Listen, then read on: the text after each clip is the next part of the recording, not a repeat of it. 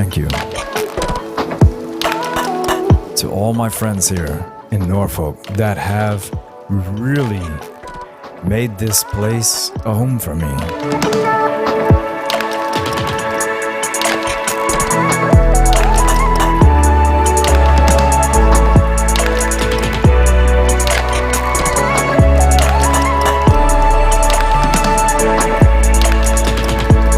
You've given me so many great memories and honestly would not be here if not for you. I'm thankful for each of you. Happy Thanksgiving.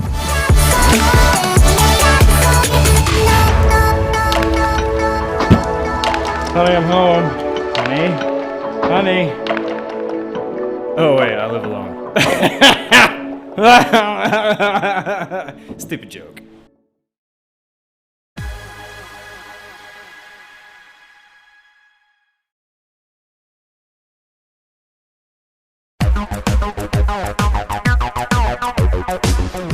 What's up, everybody? Arael Avinu here with Fully Deconverted. Today we have on Richard Schloss. I hope I said your name right, Richard. And we're going to be talking about this issue with Johnchau and, this... Anyways, we'll get into it. If you didn't catch our last episode, go check it out. It's with Sidegard. Interesting conversation there. And now, on with the show. Let's bring on Richard. Thank you. Nope, that was the wrong one. And to all my friends here in Norfolk. There we go. Yeah, All right. We got it, Richard. We're having some. I pressed the wrong button there 2 times. Richard, what's going on, my friend? You are with Long Island Atheists. Please tell us a little bit more about you. Okay. I am a board-certified psychiatrist. I have a full-time private practice in a place called Huntington, Long Island, which is about 45 miles outside of the middle of New York City, so about an hour outside the city. And that's what I do, to earn a living and try to make the world a better place. And I'm also president of Long Island Atheists, which is a local chapter of American Atheists. So we try to provide a safe space for non-believers, secularists, agnostics, atheists, anyone who feels that they just can't get on board with the prevailing belief system as far as deities. And we do a lot of activities. We have social groups. We have hikes. We try to do some community activism. So we're a pretty active group. Man, that sounds like an amazing group, Richard. Like, I would, if I lived anywhere close to you, I would, in a heartbeat, join your group, man. That's amazing. And you'd be welcome. I'm actually grateful to hear that. How long ago did that group come about, or you got involved with it? Okay, so the group started in about 2008. Yeah. And it originally started just as a monthly meetup. People would get together once a month and just kind of shoot the breeze. And the rest of the time they didn't do much of anything else. And we went through a couple of leadership changes. I actually joined the group in 2010. So I've been with it since 2 years after its inception. We had a young, very enthusiastic president for a couple of years. But as these things go, he went off to pursue his career. And rather than let the group kind of flounder, I decided to step up and take over. So we had an election. Of course, I ran unopposed and was elected unanimously.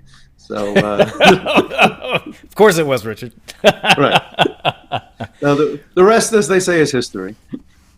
Man, Richard, I cannot help but just pick up on your comment, about what young people do, because today that's going to be a large topic of our discussion. What young people do, and sometimes we do just run off and pursue our dreams or our careers or those things which we think is meaningful. And in the case of Johnchau, a missionary who went over to the Northern Sentinel, I probably said that wrong just there, islands, and got himself killed, all for, we'll get into some of the things that he wrote and what's being reported on the case. But man, just okay. So young people do this psychiatry. How did you get into that field, and why? Okay. Well, I've always been fascinated with human behavior, and I knew I wanted to. I always loved medicine, always loved science. Knew I wanted to do something in the medical field, so I went to medical school, not really knowing what kind of doctor I wanted to be. And through each rotation, you rotate through the different specialties. So internal medicine, surgery, pediatrics, obstetrics, and nothing was really turning me on. I found a lot of it very mechanical. There wasn't enough patient contact to satisfy me. It was a lot of going over lab values and that kind of thing. And then we went to psychiatry, and all of a sudden, the idea was sit down with the patient for an hour and get to know who they are. And this was, all of a sudden, I felt like this is the kind of medicine I wanted to do. This is the kind of doctor I wanted to be. Yeah. And so I just kind of stuck with it. So, Richard, I'm not at your level at all, but I did work in a clinic for about a year, a substance rehabilitation clinic. And I was on the counselor side. Of course, we had two sides, the counselor side and the psychiatry side. And the psychiatrists were way better than us, Richard. I mean, we're basically vocational, whereas the psychiatrists do exactly how you described the process of your education and schooling. So there was kind of a no fraternizing divide between us. Yeah, I'm just in case you and I want to try to come in the middle from different sides of this. But dealing with people, I had to deal with 80 patients every day, 5 days a week, sometimes on the weekends because you have duty, right? In a clinic like that, you have to be around the clock. We dormed our patients. I did that for a year. Actually, that was the last thing I did before I started coming over to activism here. And that was part of my military career. So we got all kinds. We got military people in who were substance abuse, a bunch of young people, and I'd say 25% were 40 and older, and that's conservative, I think. So most of it was young people. So what do you think? What are your patients? What's the demographic there? Can you mention any of the people that you deal with? What's the demographic? Oh, sure. I see people from age 15 on up to 95. So there's a complete range there. And I'm a general psychiatrist, so I see really all diagnoses. So I see a lot of people with depression, bipolar disorder, which used to be called manic depression, a lot of anxiety disorders, obsessive compulsive disorder. We do see schizophrenics occasionally, but just because of the nature of the field, they tend to wind up in what's called the public sector. So they a lot of times in community mental health centers, clinics, that sort of thing. But that's the population that I see mostly. Got you. All right, we're going to talk about John Chau. And before we do, I'm just going to run over to the live stream and say hello to all our guests. Bam. Hey, what's up, everybody? What's up? Heat Shield, Nick Thomas, Violet, alias fake name. What's going on, guys? I hope you guys, regardless of what we all have to say in our own little bubbles of activism about Thanksgiving, I just hope everybody had a good day yesterday. And, if anybody hates Thanksgiving for any reason, sorry about that. But otherwise, I hope you had some good time with your family, ate some good food, and had some good community. All right, nice seeing you guys over there. And Jay McJacombe, that's a cool name, had stew of leftovers. All right, nice, Jay. All right, back over here, Richard. Richard, have you heard of this story at all with John Chau? Yes, I have. This is the missionary fellow who went to this island where this tribe lives that really does not want contact with the outside world, and decided to teach them Christianity, I believe, and did not survive to tell the tale. Yeah, he did not. He did not. So I have a few questions. I didn't really know how to nail these questions down in regards of how to ask them. So some of them are going to be general, and then we'll get into it a little bit. But in a case like John, and again for the audience, we'll be speaking on this on the whole spectrum of Richard's subject matter expertise as a psychiatrist, all the way on our secular opinions. We're just going to be talking about this wholesale, everybody. In cases like John, religious persons will risk their lives because of their religious beliefs. Now, that's not everybody. It's like I'm gonna say a rare few. You know, at least in Western culture. Why? Why do they do that, Richard? Okay. Well, that's a very interesting question. I think with a lot of religious belief comes this kind of certainty and feeling of mission. I guess the word missionary comes from that. But this idea that, you're on a mission, this is the only right path, so this is what you have to do. I think there's a little bit of that belief in, well, if I'm doing the right thing, God will protect me. Although if you look at Chau's writings, he was saying things like, well, if I die doing this, so be it. But I was thinking when you were asking the question about these snake handlers in certain parts of like the southern United States, where they handle these poisonous snakes, secure in the belief that if their faith is strong enough, God will protect them. And a number of them have wound up, dying of poisoning, being bitten by venomous snakes, because either their faith wasn't strong enough, or God was off doing something else. But Well, one of those. So I think there's this kind of rock solid certainty that I'm on the right path and this is what I must do. This kind of thing.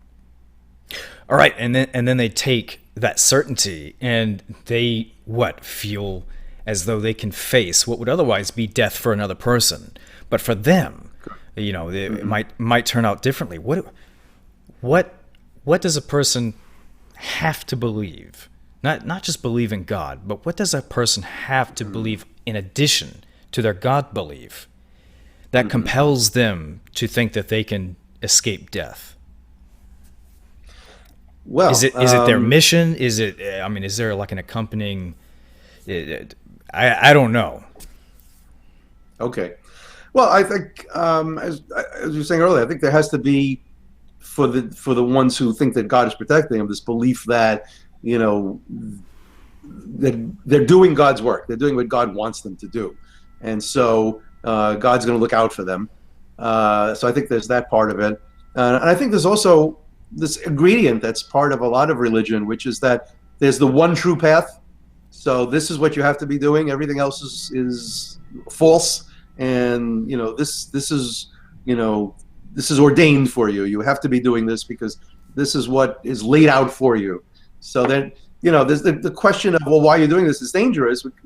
They would answer like, well, I have to do this. This is where I'm meant to be. So I think there's a lot of that kind of element. All right. Now's probably a good time to play a news clip.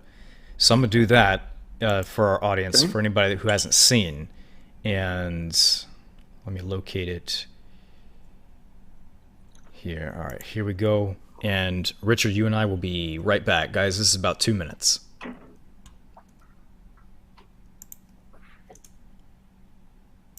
An American missionary who loved the outdoors, John Chau often documented his adventures on Instagram. But these photos would be his last.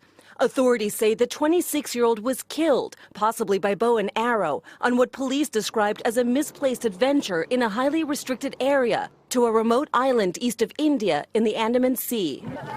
He was trying to meet and convert the Sentinelese, an endangered tribe photographed here in 2004 that's been isolated for centuries and rejects contact with outsiders who might expose them to disease. According to journals and emails published by the Washington Post, Chau attempted to reach the tribe by boat in the days before his death, but was shot at with an arrow, which pierced his waterproof Bible. He wrote to family, "You guys might think I'm crazy and all this, but I think it's worthwhile to declare Jesus to these people. God, I don't want to die." In a statement shared on his Instagram account, Chau's family wrote, "Words cannot express the sadness we have experienced about this report. He had nothing but love for the Sentinelese people. We forgive those reportedly responsible for his death." This was a dangerous trip both for the missionary and the tribe. It was incredibly dangerous for him and foolhardy thing to have done, but even more dangerous for the Sentinelese themselves. They are the most isolated tribe on Earth. Tonight, authorities are working to figure out how to recover Chau's remains without further disturbing the tribe. Lucy Kafanoff, NBC News. Hey, NBC News fans. All right, Richard. So here's my question, and I come from a background of being a Christian myself for 20 years and doing outreach and missions and that sort of thing. But in John's case, is he crazy? Okay. Mental illness is culturally defined. So, for the example is often used that if an alien race that had no concept of gods or deities or the supernatural came to the earth and met a Christian and said, "What's the core belief of your life? What defines you?" And the person said, "Well, I believe that 2,000 years ago, God, who is this all-powerful being, created a son who was both his only son and himself in human form, and then that son had to be sacrificed to absolve the rest of humankind of their sins." They would think this is insanity. This makes no sense whatsoever. Yeah. But because X billion people believe that that's true, we don't consider it a mental illness. We consider it just a cultural belief. So is he crazy? I mean, his judgment was probably impaired. We can make that determination, especially because the island was forbidden. The government of India considered it restricted, and no one was allowed to go there. So he was knowingly breaking the law in order to go there and do this. So this was a lapse in judgment, certainly. But what does he say? He says, "I felt I had to bring Christianity to these people." So in the context of his missionary status, I guess he wasn't insane, but certainly misguided, I would say. Okay, so if you had a patient, Richard, and they were struggling with how to fit in their community or find a sense of purpose or this sort of thing, and maybe they have depressive episodes. I'm just kind of trying to make the picture fit here. And they were telling you, in order for me to feel fulfilled or that I have a purpose, and what I think will make me feel better is if I do what that purpose is.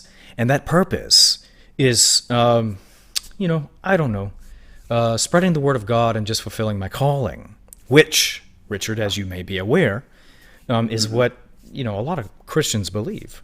A lot of them think the highest cause is to give your life, either out of love or service, to God or God's purpose. This doesn't just exist in Islam. John is the example of that. And they said, I've been thinking about this island, and then they say this island, and I'm going to go there, and they're hostile, but I really think that's my next calling. I know it would be a very weird situation for you, maybe. I'm just guessing here, but Richard, how would you deal with a patient like that? Well, I think that the first question would be, how carefully have you thought this through? In this case, it sounds like he really had done quite a bit of thinking about it. I guess I'd want to know if he had considered other ways in which he could still serve out his calling without necessarily disturbing this particular tribe. Beyond that, I guess it's kind of hard to dissuade people from things that they're 100% convinced they want to do. But I guess I would want to explore just how much he's thought about it and whether he's thought about alternatives, basically. And let's dive into your role a little bit. Let's say as a psychiatrist, what is your job exactly when a person presents something to you that is going to endanger their health or potentially endanger their health? What role do you take on at that point? Well, again, it's to try to determine whether they are making this decision, based on sound judgment, whether they're really fully informed, whether they're able to understand the full ramifications of what they're considering. So is it just that you inform your patients, like, hey, what you're saying obviously sounds dangerous. I'm just going to be an echo to you right now and say it is dangerous. How well have you thought this? Is that pretty much the extent of your duties and responsibilities at that point, is just to echo them back the word of caution? Pretty much. I mean, if I think someone is doing something because they're psychotic, for example, if someone says, well, I know that I can escape because I have the power of flight or something like that, then I can probably get them, hospitalized, let's say. But so I see I see the crux here. Okay, so based on what you said earlier, mental health is determined by your culture. You would not look at a Christian in America and be like, you know what, you feel the need to evangelize even in areas where you could be persecuted, maybe even martyred. This is normal. Well, I don't know if normal is the right word. I would say this is culturally appropriate, or it's culturally acceptable. Okay, yeah, okay. Man, it's one of those issues, isn't it? All right, let me overlay this right here. Let me go to something, and Richard, you and I can still hear each other. So that's John right there. And what we're looking at is a news article that I pulled a clip off of the internet. When a young boy tried to hit him with an arrow on his first day on the island. Now, I'm not sure when this first day was. I know he visited the island, I think, a few times. He swam back to his fishing boat, and he had arranged to him wait offshore. The arrow, he wrote, hit the Bible he was carrying. And then we see some of his words here. Why did a little kid have to shoot me today? So, all right, I want to focus on that. Why did a little kid have to shoot me today? All right, if John is making these observations that a child is willing to use lethal force on him, what should John be thinking if he's a healthy person at this point? If he's got healthy cognition, what should he be thinking at this point if a child on this island is willing to use lethal force? Okay, so a reasonable person, we would say, would think, wow, if a child is willing to use lethal force against me, what chance do I have against the adults? Maybe I should rethink this. Yeah. And he left, and he fled, right? He left. And but with every intention on coming back. So he was dedicated to going there. All right. Maybe we can step out of our professional shoes for a moment and just go over to like the secular activist side. And let's just give our opinions and remark. Richard, I think this is the dumbest shit somebody can do. I mean, it's certainly, as I said, ill-advised is a mild way of putting it. Yeah.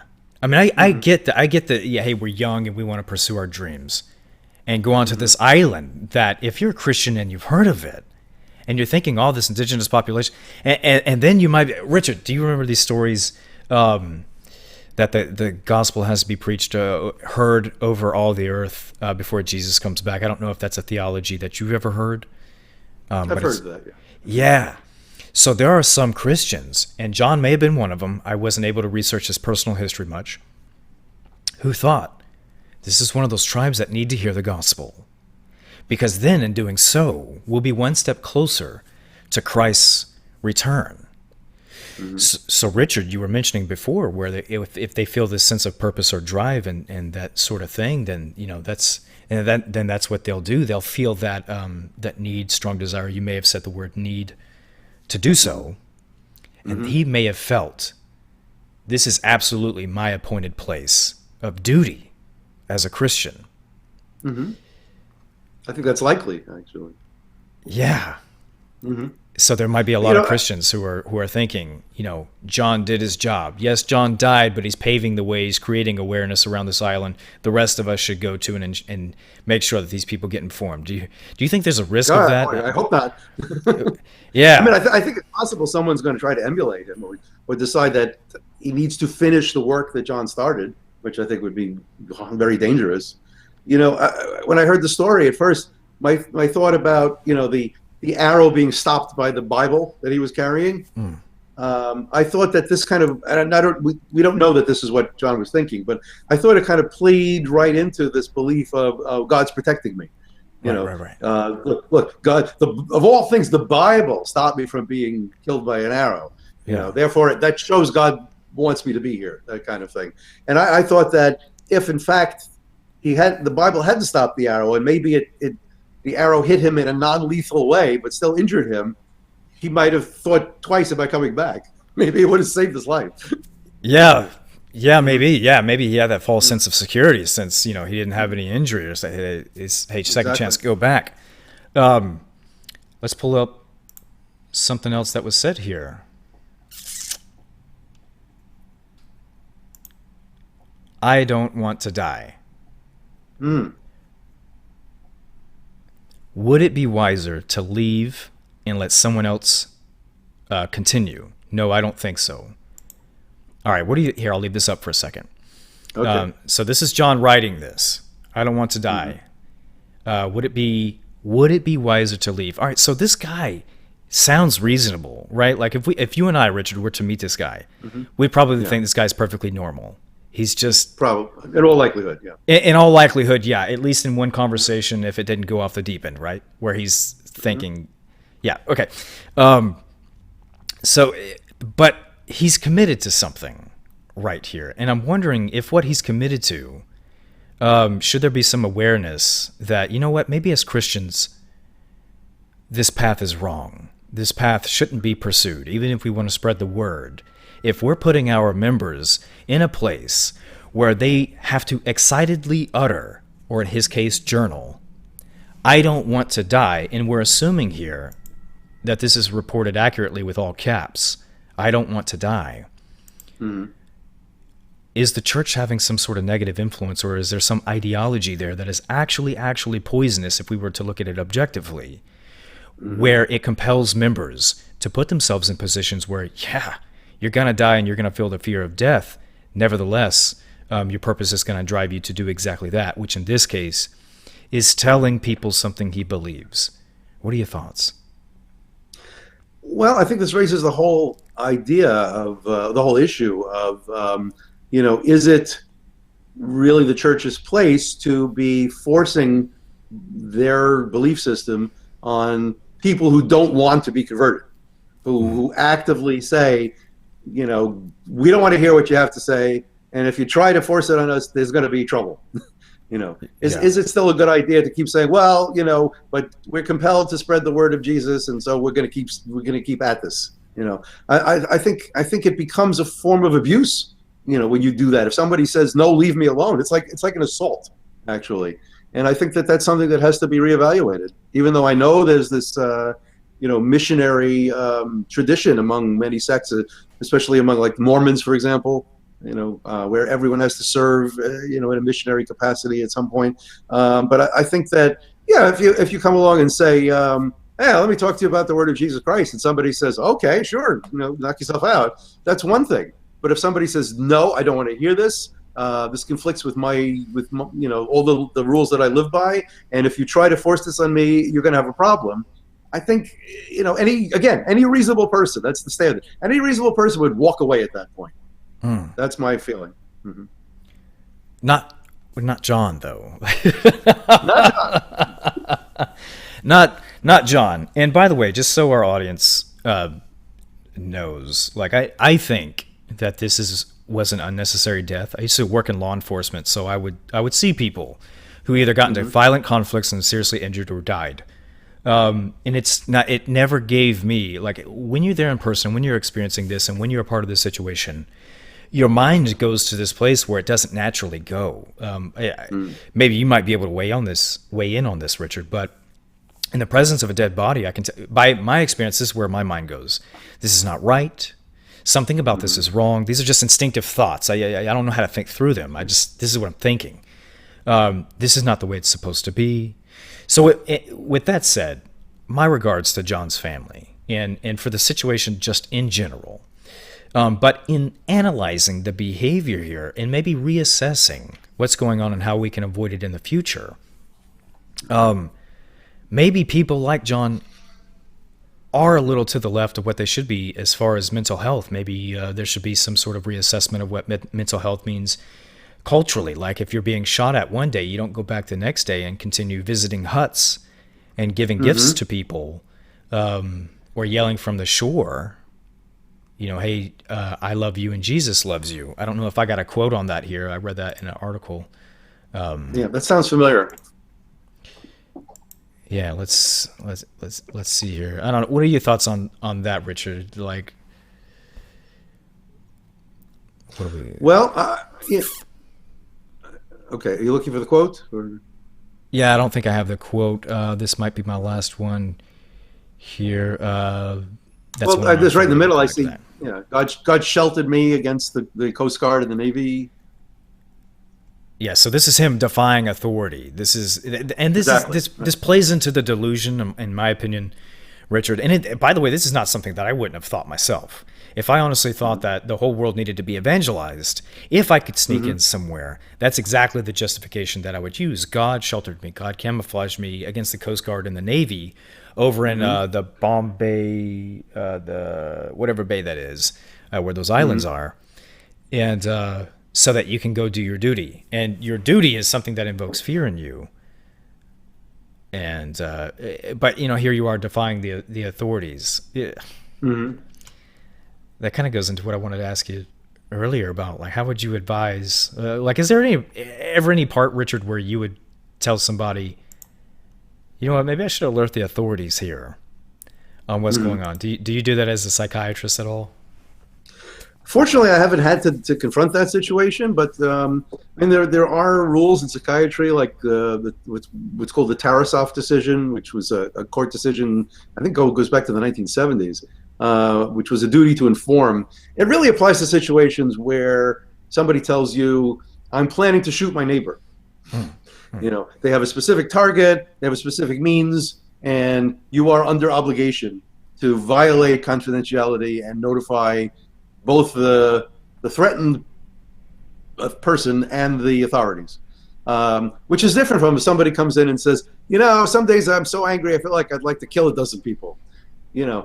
So certainly that would get you to sit up and say, well, would you really do it? And the person says, no, I'm just blowing off steam. All right, that you're not under any duty to warn, because there's a specific target, there isn't a specific means. But if someone has a specific target, specific means in mind, you are under duty to inform. Now, what about when you have someone who says, I'm going to go someplace where I could be killed, and I'm going to be violating secular law to do this, violating the authorities. It's really kind of gray about what you're obligated to do. I think if somebody said, I plan to break into Fort Knox, you're kind of under obligation to notify the FBI. Yeah. But in this instance, I'm not really sure. I would certainly, if anybody who was very religious and considered themselves to be on a mission of proselytizing, if they told me I'm going to break into a restricted area, I would strongly try to dissuade them from doing it. On the other hand, I think back to what's the central myth, the starting basis for Christianity, is that Jesus was defying secular authority. So the whole religion is kind of based around that.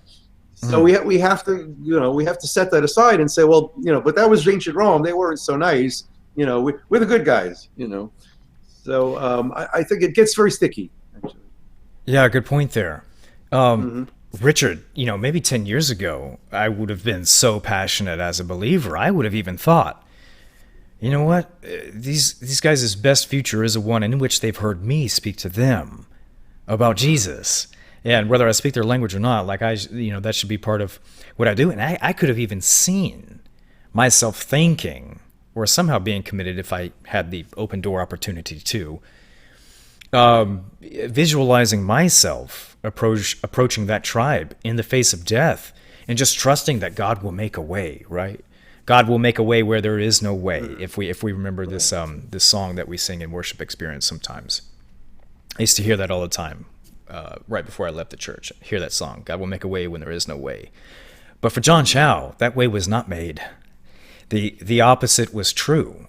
He was shot down presumably on the beach, where his body was there dragged, after he received that volley of arrows, reportedly. What would be going through your mind, Richard, if you're on the beach and you're shouting to this tribe, I love you and Jesus loves you, and they're returning that with a volley of arrows? What are you thinking? What am I thinking? Yeah. Okay. I mean, if it were me, I would be thinking, I got to get the hell out of here. Yeah. This was a big mistake.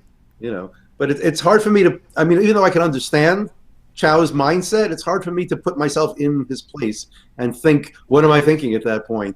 Because our thought processes are very divergent. So I mean, I assume he was terrified.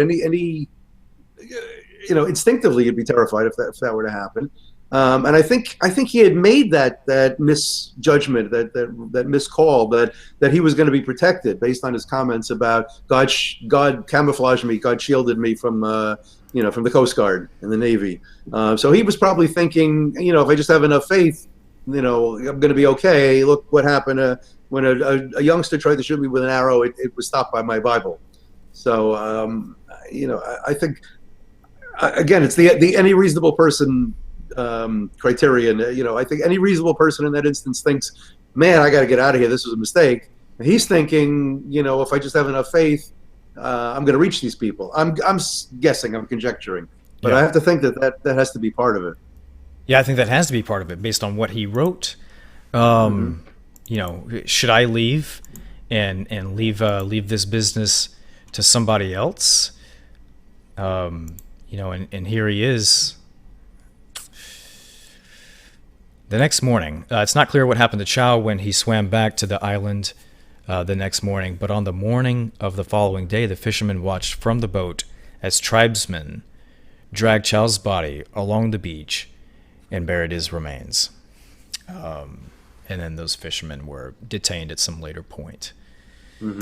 But Chau was saying, I can't leave this place. I can't leave this duty to anybody else.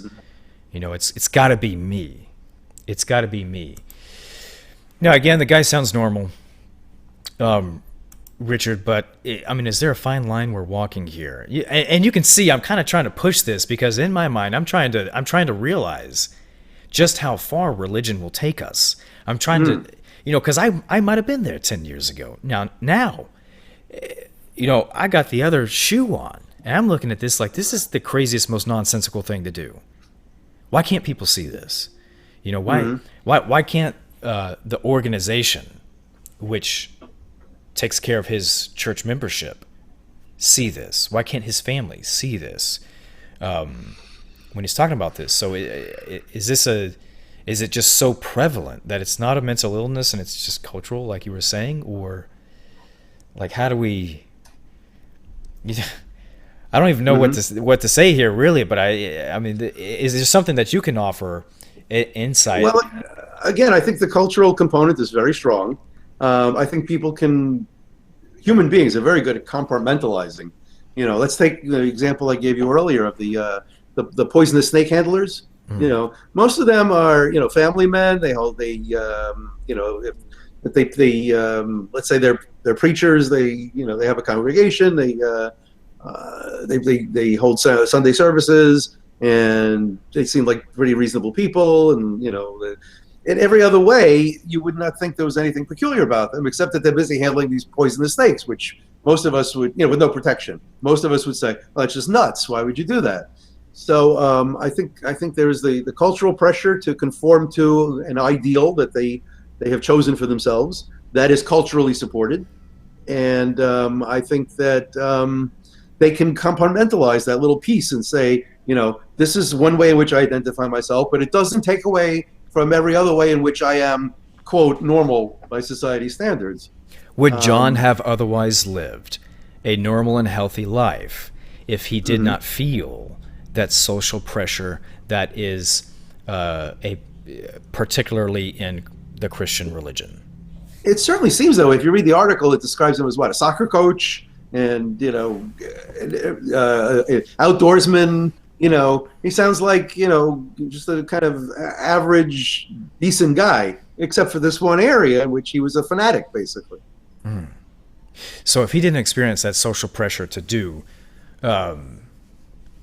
evangelize or to minister or to tell people about his God, regardless of the fact that nobody even really understands the language that's spoken on this island, he could have avoided this type of disaster. And, I'm assuming we can use this as an example of a whole lot of people that might come after him or even try to emulate him can avoid this as well. But with that said, given what John did and the aftermath of it, what was accomplished here, if anything? I don't see that anything was accomplished. I mean, what he did was, according to the authorities, was expose this very isolated tribe, possibly to diseases against which they don't have any natural immunity. As you said earlier, I think this was a senseless death. I don't think he proved anything or accomplished anything, which is a tragedy. If other believers are contemplating a faith-based adventure that will put them into known harm, how can they reassess that situation or their own mental health? Yeah, that's a tough question. I think that the first thing I'd want to ask some of these people is, what do you think would happen to your faith or your relationship with your God if you didn't carry out this action? And then from there I would take off with, well, are there other ways that you could serve God or serve your faith that would be just as valid without having to put yourself in such immediate harm? And just see what they do with that. Could they serve God? Could Christians not evangelize areas that are harmful, like the Sentinelese people? I'm sure I said that wrong.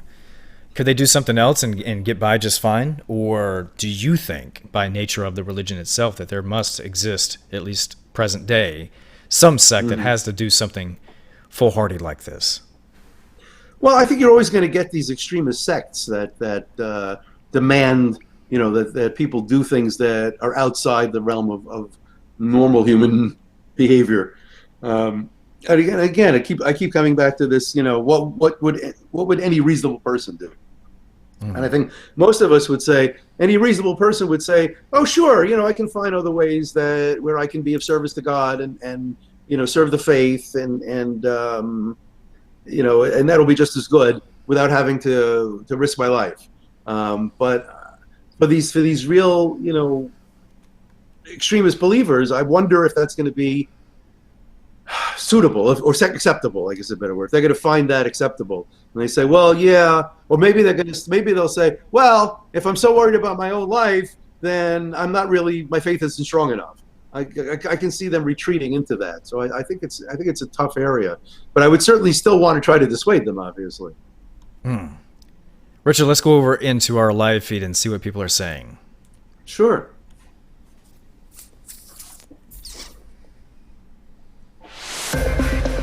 What's going on, Packs of Bowls? So sweet. How you guys doing over here? All right, let's go through this chat a little bit. If anybody wants me to see something, make sure to tag Fully Deconverted. Otherwise, I'm just going to pick out random things. All right, Violet says, I haven't heard he was being praised. Yikes. And yes, most Christians seem to believe that God's ways are above the law.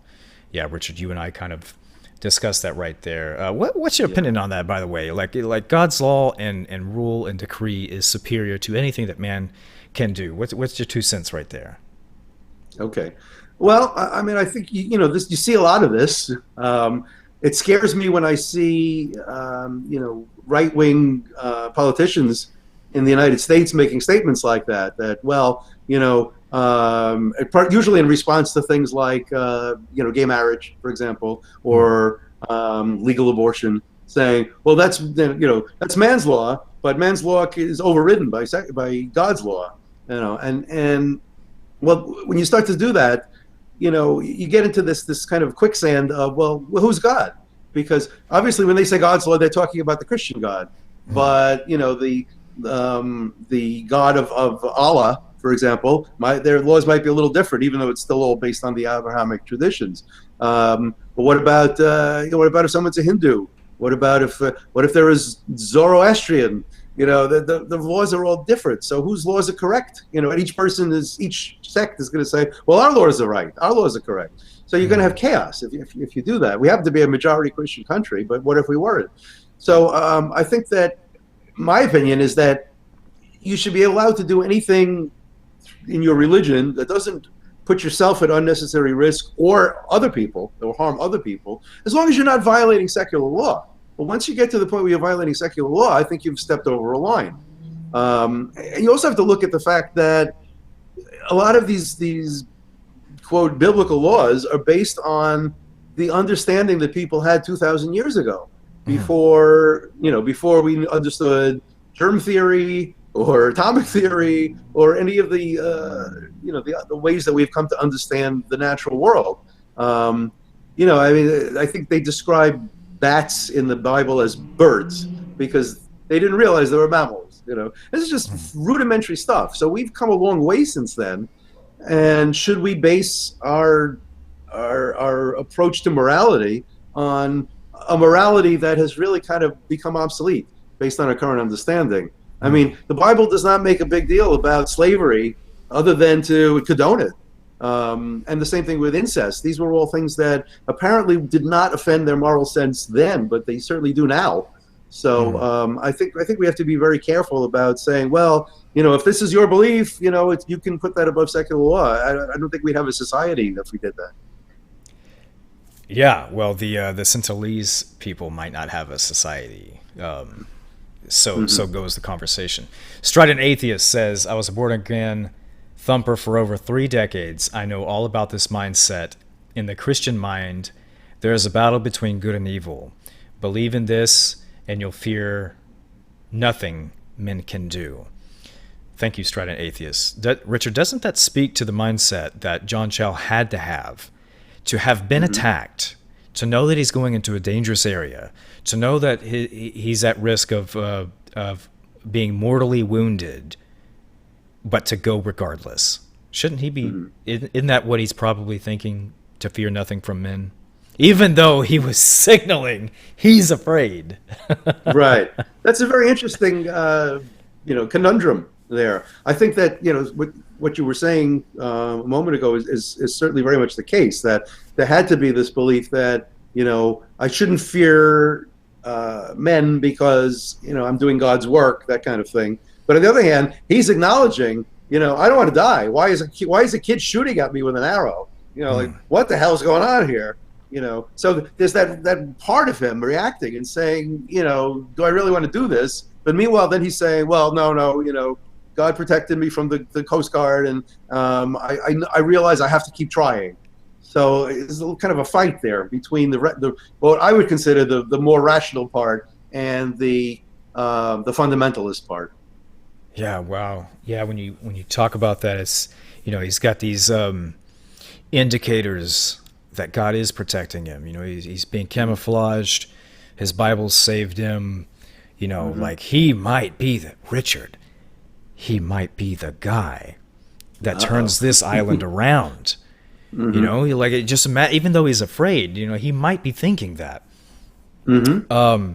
Until he does absolutely cross that threshold wherein you are safe no more, and and then here comes the unfortunate volley of arrows. So Sweet says, it seems obvious that a normal person wouldn't go to a place where people shoot people with arrows.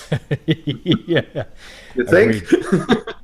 Right. Agreed there, so sweet. Heat Shield says, does anybody know how many people in John's church or other groups knew this was being attempted? If they did know, Richard, what do you think they should have said to him?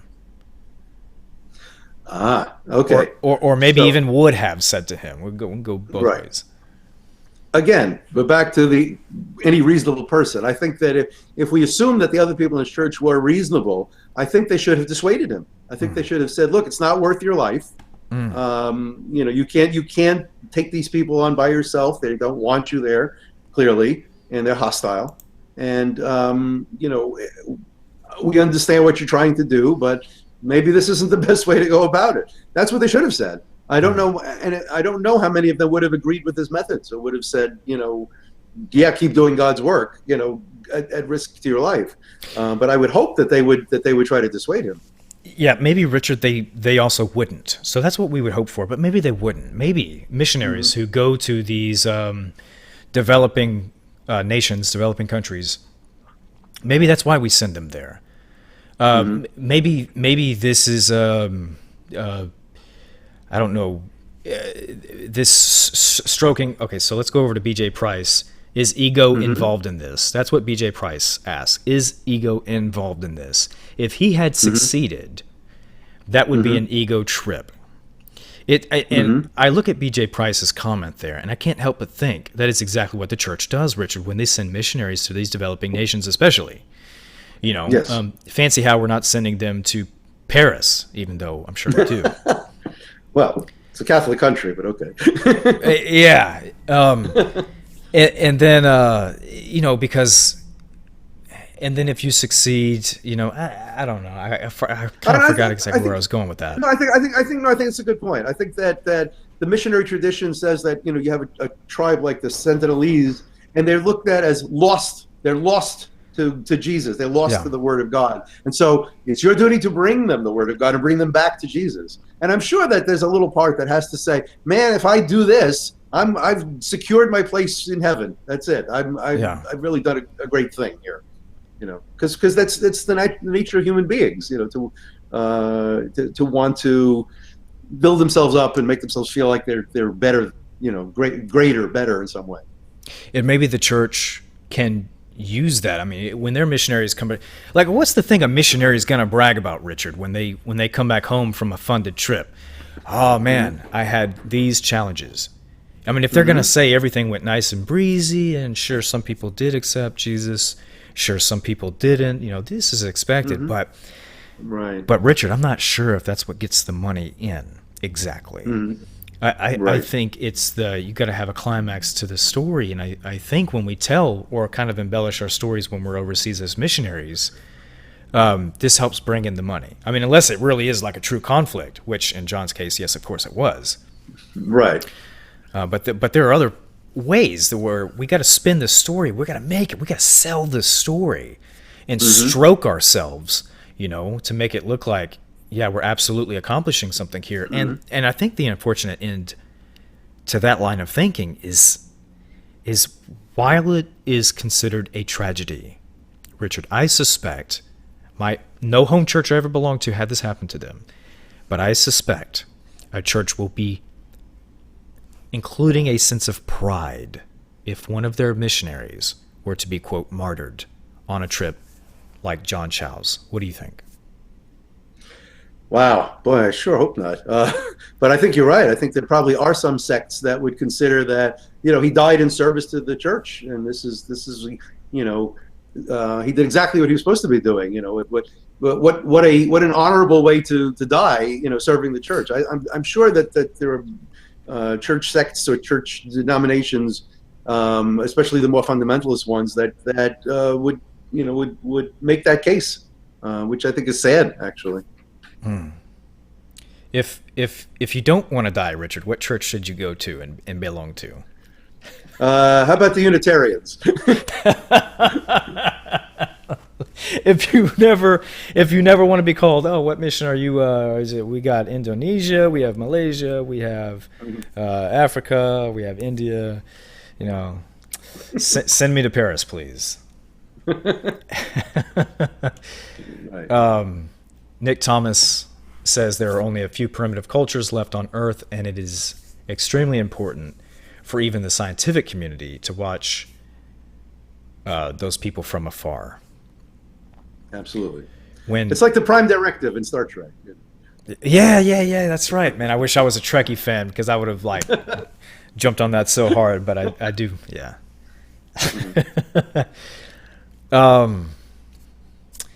Richard, do you have any thoughts about this at all, or anything else on your mind before we go to our end sequence here?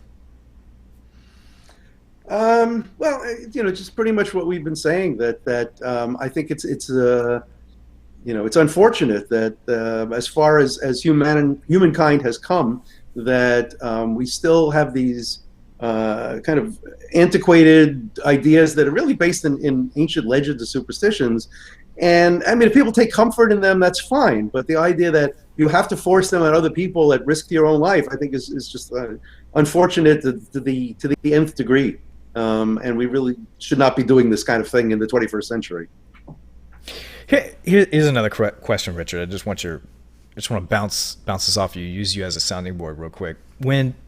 When you come into a church and you're not exposed to miracles, like you haven't seen a miracle, and then you get baptized as a new believer, and let's say you're in the church for about a month, 2 months, something enough time to have been like, oh, I like this experience. I'm going to stay here. I'm going to get baptized because it seems like the commendable thing to do. And by the way, somebody else is probably attractive and they invited me in the first place, because that's usually how people join new churches, is because they were invited by somebody else. And then they stay there. Right. Because of the community. I think those are what the statistics show. And then they start hearing how what is the cultural way of speaking. Oh, this miracle happened today. This miracle happened today. At what point is it normal for them to start agreeing with all of that, assuming they did not come from that culture? Okay, so I think when that happens, you start to get into what's called cognitive dissonance, where different parts of your brain are kind of fighting each other. And I think for again, the any reasonable person, the struggle starts to become, well, this sounds kind of wacky.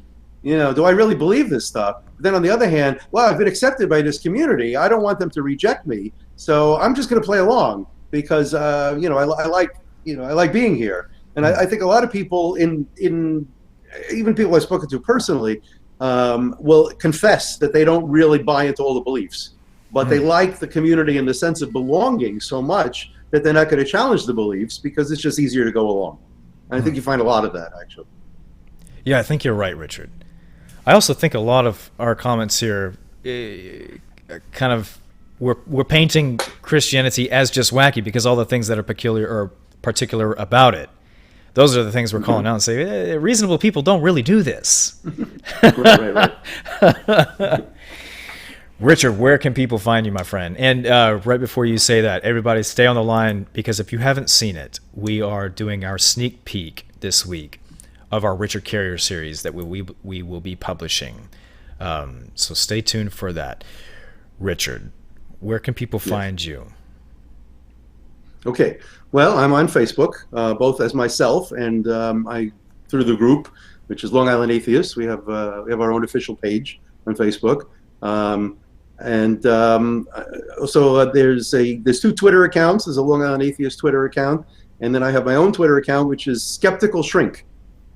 So you can find me on Twitter as Skeptical Shrink. All right, awesome, Richard. Hang in there for a second. To everybody else, enjoy seeing this about Richard Carrier, BJ Price, Paxaball, Jay, Nick, everybody out there in the live feed. Thank you so much. If you guys enjoyed this conversation or enjoying content like this, go check out Richard. Find him, follow him, give this video a thumbs up. Make sure you subscribe, and we'll be back with more. Richard, I'll see you in the after party. Okay. All right. We got to know our heritage for one thing, right?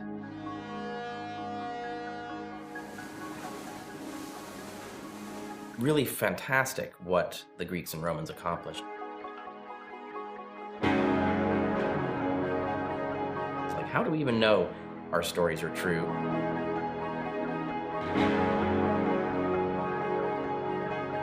actually these stories are probably not true. What is true then?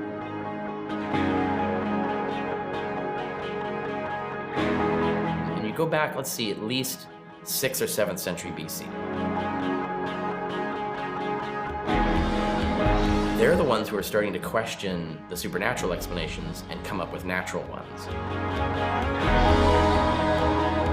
It's a big shift to think, no, it's not gods and stuff, it's these causal forces that we can understand.